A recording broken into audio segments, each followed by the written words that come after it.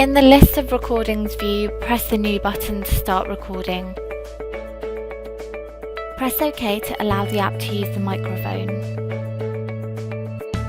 The main controls for recording are in the central section of the recording screen.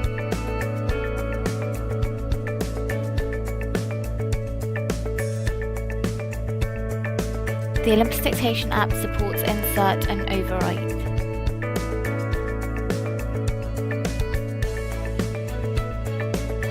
The recording bar should change colour to indicate that you are now inserting into the recording.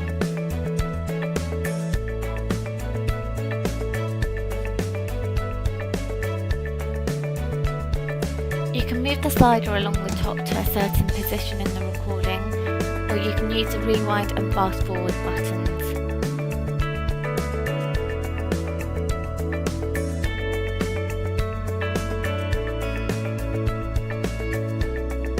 Click on the information button to view and edit details for the recording. Press Edit. You can amend details such as the work type or the priority. You can even add a photo to send with the dictation.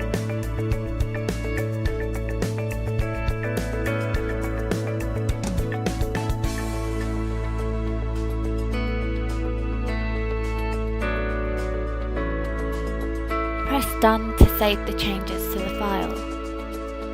Press Back to go back to the recording screen.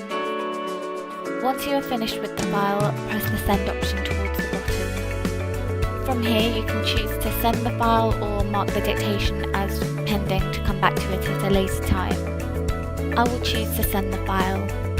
When sending dictations via the app for the first time, the following prompts will appear. One to check whether the user wants to use encryption, and another to explain the app needs to be active while sending dictations. The prompts will only appear once as long as you click No.